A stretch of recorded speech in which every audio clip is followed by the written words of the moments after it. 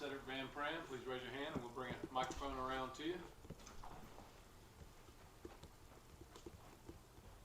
Yeah, Cedric, I want to ask the guys behind you at the center position, just from your perspective, what do you focus on teaching them and imparting on them about what it takes to play center in the SEC, play center in Georgia? So are you speaking more specifically to like Gus, Jarrett, all of those guys, or Yeah, the guys okay? behind you, like Jared and Bobo, the guys behind you on the center Yes, sir. position. So I think for me, I think the biggest thing is just making sure that I can help them with their individual skill sets. So it's kind of taking things that potentially they may not be as good at that I may be better at. And just trying to help them create those things that make sense. Because I think there are things that Jared is good at that I'm not good at, and I try to take things from him. And I think there are things that I may be good at that he isn't good at. So I think the biggest thing is being the older guys, trying to help them find the weaknesses that they may have, and trying to help them strengthen those so they can become the most complete version of themselves. I think that's the biggest thing, and really just being an open ear for them, hearing some of the grievances and things that they may have or things that they feel like they can get better at, and try to give them all the knowledge that I have, because genuinely I really do want to see those guys reach their full potential. When Coach Smart was asked this week about Carson dealing with the noise, and he talked about some of the things he can do, but also emphasized that the players around him can help too. So you as the center, what are some of those things you can do when you get to Saturday as far as helping Carson, helping him get settled and dealing with the noise? So I think the biggest thing is having one set of eyes. I think that's huge. I think making sure that pre-snap you have to make sure that all your reads, checks are in place. Making sure that you're both identifying what's going on. Because the more you do that, the more you can communicate non-verbally, if that makes sense. So if everybody's on the same page, pre-snap, eyes are in the right place, things like that, it's less of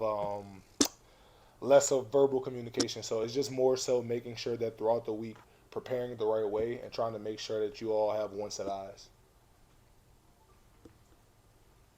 Two questions come here. What's the key to a fast start this weekend on the road? And what role does experience play with crowd noise? Because, I mean, you and Tatum, for example, have played together a lot. You don't have to talk as much. The verbal communication there might not be as much as it might be with Dylan this week. What was the first part of that question again? I'm sorry. The key to a fast start on the road. Gotcha. So I think the key to a fast start definitely starts in practice. I think a good week of practice is essential. I think you have to start out executing there, and then I think going into the game, really just making sure that your preparation doesn't stop. So Thursday, Friday, Saturday, even just making sure that you're taking everything seriously, walkthroughs, whatever it may be, just so that you never know what rep may end up coming up in the game, so that you can go out there and execute. And I think that's the biggest thing is execution. Uh, I know that may seem a little bit cliche, but football is so much of just making sure that you're doing the small little things properly. So I think that's the key to a fast start would be just executing. But as far as Tate and I and some of the older guys that maybe have been in hostile environments before, I think that it'll help a bit. But ultimately, I think it will be a challenge. But I think it's a challenge that ultimately you try to embrace as best as you can, and just go out there and really depend on each other. I think that's the biggest thing. It's just understanding that each place, each year, each game, it's all unique, it's all different. So it's understanding to not be overly confident, if that makes sense, but also having enough confidence to understand that at the end of the day, you're here to do a job, but you're not doing it alone. You have your brothers with you. Your third season as a starter, how much better are you at like identifying the mic, knowing what's coming, and how does that help you do your job on the field? So I would like to believe that I've gotten a lot better with it, but I think the truth of the matter is that no matter how much film you watch, no matter how much you study, eventually there will be something that you haven't seen before. It's just the nature of the beast. Somebody will do something different that you maybe didn't prepare for, you didn't think that they were capable of. And honestly, a lot of times it's about how you react. It's about doing things on the fly, making different substitutions, whatever it may be. Excuse me, that wasn't the right word, but I'm drawing a blank here. But it's just making sure that you can just change things on the fly. I think that's the biggest thing. And of course, it helps to watch film. And when things are good, you're off to a great start. But I think the biggest thing is being able to react on the fly to the things that you maybe didn't prepare for. I think that's the biggest thing.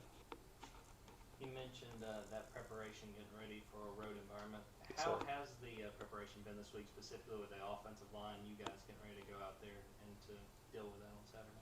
So I think Coach Smart has done a tremendous job of just helping us to understand the type of environment that we're going in. I think it's an amazing stadium. I think they do a tremendous job, with their fans, with their players. Playing there, it was a great environment. It was really fun for us. So I think the biggest thing is just making sure that you over communicate, not taking things for granted. Making sure that the guys to the right and to the left of you can hear you. I think that's the biggest thing. It's just over communicating, overdoing it, so that when the game comes, if there is a situation where you do have to over communicate, it's not new. Just wondering, assessing Auburn's defensive front, they're kind of known for big dudes up front being Yes, a sir. lot of action. What's your view of their defense? Will this be as good as you've seen so far this year, front seven? Amazing defense. So I think the best way to describe them has to be big and fast. That's like the easiest way to describe them. So I think 99, 50, 52, all of those guys that they play up front, extremely big, but they're quick, which really is interesting because when you have those big style guys, they can play the run, but they can also rock, move, fill linebacker plugs, bring safety pops, nickels, whatever it may be. All of those things, I think that's the best way to describe them because they play so stout up front, but they also move. I think 9 is a great player. I think when they bring 5 off the edge, the nickel, he is great. Sometimes they even bring down the boundary safety. So they do a lot of different things. And I think that's the best way to describe them. It's just that they're big, they play very physical, and that they're really, really fast. They run side to side well. So I think they're an amazing defense, and, we're preparing the best that we can. Cedric, what do you remember about the first time you made the travel roster, and what did you learn through that experience? Because I know you were probably a young guy watching some of the older guys that had been on these trips before. So my first time on the travel roster was COVID year. We went to play Arkansas, and I guess the best way to tell that story would be I just remember Coach Luke putting everybody else but me. And after the game, he kind of just asked me about my experience, and I just tried to hold it together. Oh, it was great. So that's probably the biggest experience I had. But ultimately, I think Coach Luke knew exactly what he was doing. I obviously wasn't ready at that time, but he did an amazing job of making sure that I was at least there to be able to experience it. Couldn't really recognize and be mature enough back then to understand, but as I get older, I definitely understand. You're right next to Dylan, and you've seen him grow in the system for 3 years now. What has his progression been like for you? Do you think his confidence level has gotten up since he's gotten the chance to start also? Absolutely. I think it absolutely has gotten better. And I think the biggest thing about Dylan, which is his best quality, I think a lot of people would like about him, whether it be college football, next level, whatever it may be, is that he's willing to want to learn and he's willing to want to get better. Dylan is always asking questions. Dylan is always inquiring about what he could have done better. Sometimes when I'm not in trying to get water, he's coming to me, hey, did you see my steps on this play, whatever it may be. And I'm like, Dylan, I was tired. I didn't see anything you did there. But he's just always inquiring, to get better. And that's one thing I love about him is that he's always looking to better himself. That's something that you can't teach, that burning desire inside. So I think that's one thing that definitely helps him, and I think that his confidence continues to grow. Yeah, Marcus mentioned you as a guy that a lot of people, including himself, look up to as one of the leaders of this team. Just how have you tried to be that leader through the early part of this season, where the offense has kind of had its ups and downs at times? So I find that interesting because, to be honest with you, Rose is one of the guys that I look to. I can think about like the Ohio State game when, my words may not have had the same effect that his did, to get us going and different things like that. So, I think we all take turns. I don't want to be the guy that's the sole leader or anything like that because that's not true. That's not fair to other guys to go out there and bust their butt and lead and, do different things. I think we all play a part in this. So I think that's the biggest thing. I think just understanding that I do have a role and I do my role to the best of my ability when I have the chance, but also understanding that it's not solely on me. I have a bunch of other guys out there that are leading and doing the right thing as well. Got time for 2 more questions. Seeing what Jalen Carter is doing in the league right now, is it a relief for you to not have to face that in practice every week? I mean, I kind of miss it, but just being honest with you, it's really a proud moment for me. And I'm sure he probably knows this, but it's a proud moment for me because that was my, college roommate. That was the guy that was right next door to me. I spent a lot of time with him, shared the same bathroom and, stuff like that. Battle with in practice, got each other better. So to see him doing what he's doing on the next level is absolutely amazing. And to be honest, it's just kind of like a proud brother thing for me.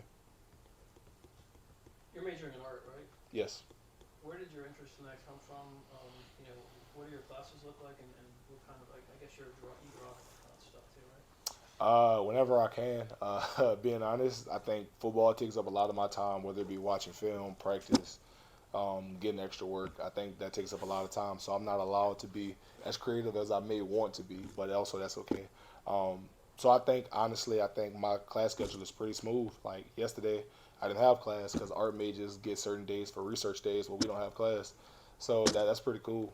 But majority of my classes right now are online. It kind of allows me to have more time to spend on football and still be able to get my work done, which I kind of asked for my senior year. I wanted to have the flexibility to be able to get an extra lift, stretch, recovery, watch film, whatever it may be, but also still be caught up on my classes. So I think that was a big thing for me, and I'm honestly happy that it was able to come to fruition. What was your interest in it though? Like, did you grow up doing a lot of that? Yeah, so the story, how I discovered art, so I want to say it was maybe kindergarten, maybe first grade, something along those lines. But came home from school, mom was home.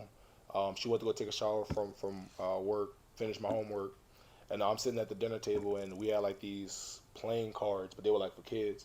Had a clown on it, and just a kid bored. So I was like, okay, well, I'll just go ahead and draw the card or whatever. And my dad ends up walking through the door and like just screaming like, Keon, come here, come here, come here. And like he's showing her like the card. He's like this is amazing. Like I didn't know you could do this. And I remember my mother and father ended up getting me tested for talented art around third grade, and then from there I had talented visual art classes for the rest of my life. So. Thank you, Senator.